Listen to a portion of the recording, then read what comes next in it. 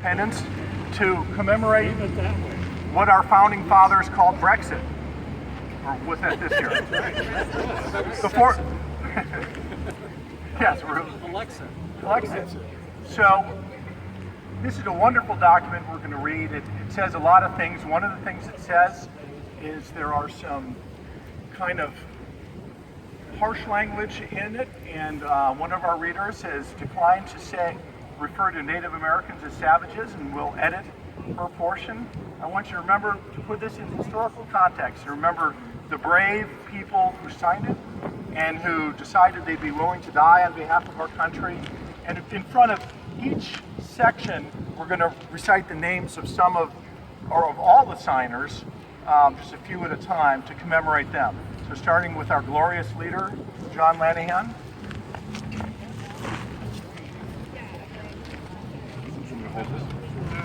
Okay. Right. Oh, it's always good. The technical stuff always gets in the way. So we need somebody else to actually hold the bull. In Congress. Cut away. It's unknown. Hey, you might have to hold Yeah, I think you're going to have to hold the bullhorn. And let him Hold the bull by the Yeah, horn. you do the bully bull. Okay, ready? Okay. In Congress, July 4th, 1776. Unanimous declaration of the 13 United States of America on behalf of John Adams, Samuel Adams, and John Hancock of Massachusetts. When, in the course of human events, it becomes necessary for one people to dissolve the political bands which have connected them with another, and to assume among the powers of the earth the separate and equal station to which the laws of nature and nature's God entitled them, a decent respect to the opinions of mankind requires that they should declare the causes which impel them to separation. We hold these truths to be self-evident, that all men are created equal, that they are endowed by their Creator with certain unalienable rights, that among these are life, liberty, and the pursuit of happiness, that to secure these rights, governments are instituted among men, deriving their just powers from the consent of the governed.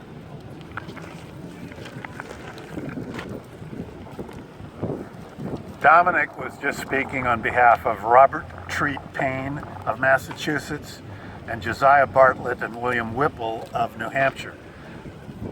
I speak on behalf of Stephen Hopkins and William Ellery of Rhode Island. That whenever any form of government becomes destructive to these ends, it is the right of the people to alter or abolish it, and to institute new government, laying its foundation on such principles and organizing its powers in such form as to them shall seem most likely to affect their safety and happiness. I'm reading for Francis Lewis and William Floyd of New York.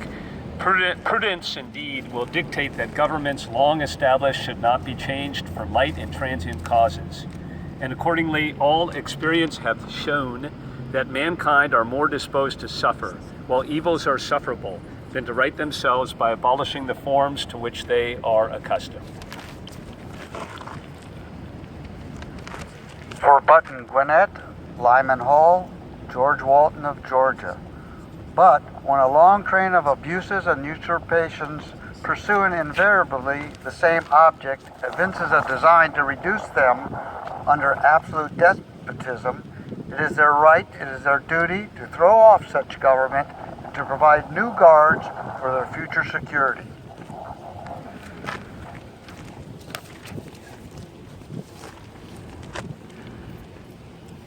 For Richard Henry Lee, Francis Lightfoot Lee, and Carter Braxton of Virginia, such has been the patient suffrage of these colonies, and such is now the necessity which constrains them to alter their former systems of government.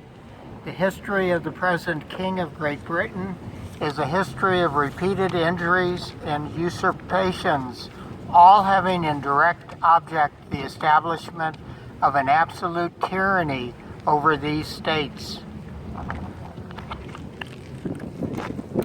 I read for Thomas Jefferson, George Wythe, and Thomas Nelson Jr. of Virginia. To prove this, let facts be submitted to a candid world. He has refused his assent to laws the most wholesome and necessary for the public good. He has forbidden his governors to pass laws of immediate and pressing importance unless suspended in their operation till his assent should be obtained, and when so suspended, he has utterly neglected to attend to them.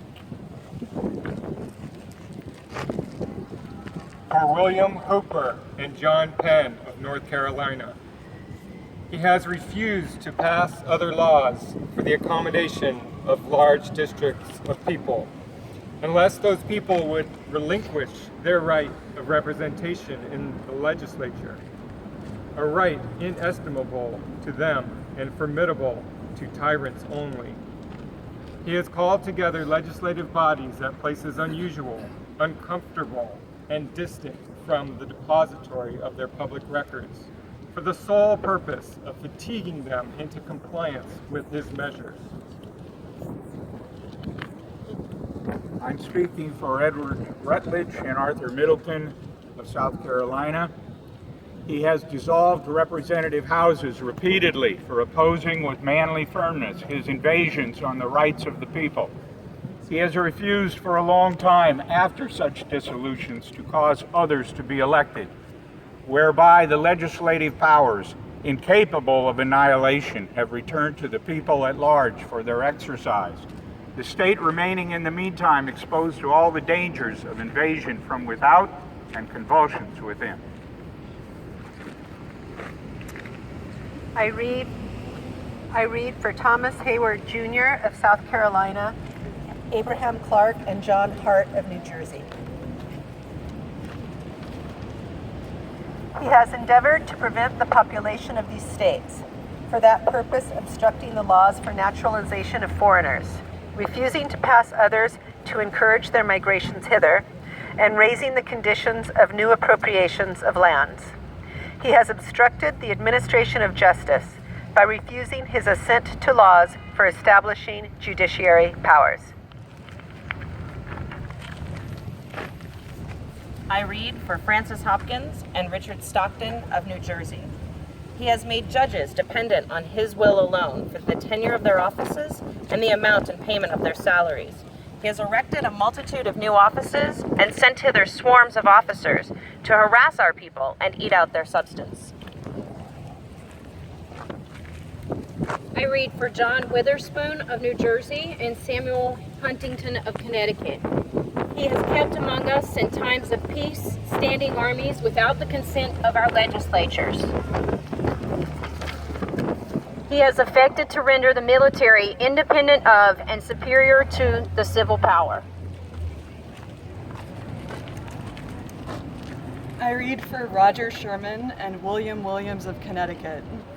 He has combined with others to subject us to a jurisdiction foreign to our Constitution and unacknowledged by our laws, giving his assent to their acts of pretended legislation, for quartering large bodies of armed troops among us, for protecting them by a mock trial from punishment for any murders which they should commit on the inhabitants of these states, for cutting off our trade with all parts of the world, for imposing taxes on us without our consent. I read for Oliver Wolcott of Connecticut and Charles Carroll of Maryland, for depriving us in many cases of the benefits of trial by jury, for transporting us beyond seas to be tried for pretended offenses, for abolishing the free system of English laws in a neighboring province, establishing therein an arbitrary government and enlarging its boundaries so as to render it at once an example and fit instrument for introducing the same absolute rule into these colonies.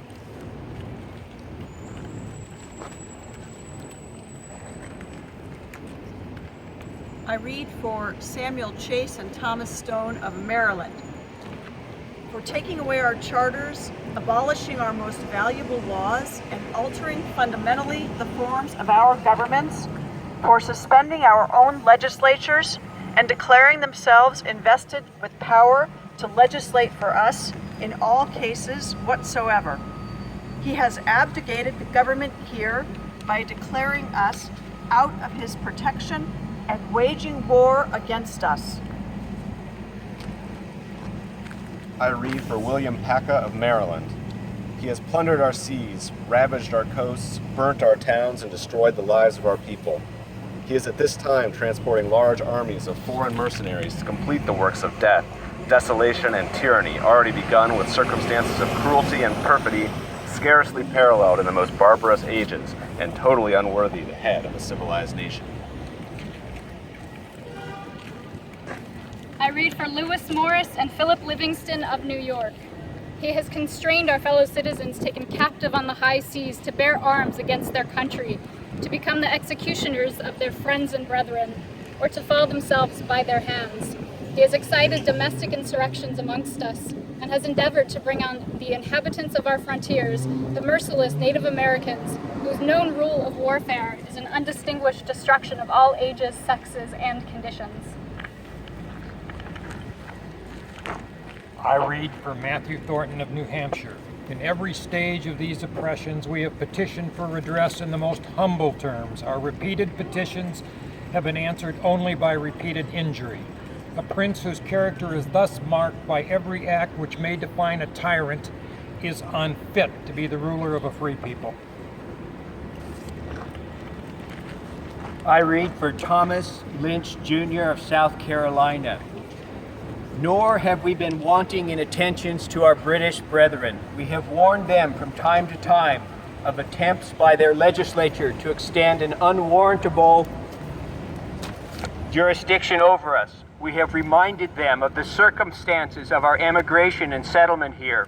We have appealed to their native justice and magnanimity, and we have conjured them by the ties of our common kindred to disavow these usurpations, which would inevitably interrupt our connections and correspondence. They too have been deaf to the voice of justice and of consanguinity.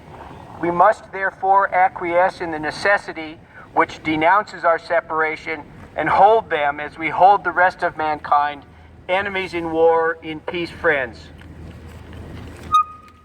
And now we read, all of us together, the final part of the Declaration of Independence, which we read on behalf of those who didn't sign the Declaration but fought the revolution, including the 25% of the Army and naval forces that were free blacks and slaves, that were Native Americans, that were the poor, the oppressed, the impoverished, and the farmers. And for them we say, we therefore, the representatives of the United States of America, in General Congress assembled, appealing to the supreme judge of the world for the rectitude of our intention to do, in the name and by authority of the colonies, solemnly publish and declare that these united colonies are and of right ought to be free and independent states, and that they are absolved from all allegiance to the British Crown, and that all political connection between them and the state of Great Britain is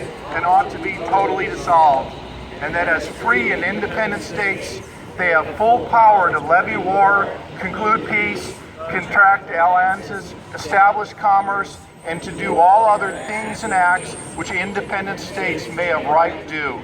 And for the support of this declaration, with a firm reliance on the protection of divine providence, we mutually pledge to each other our lives, our fortunes, and our sacred honor.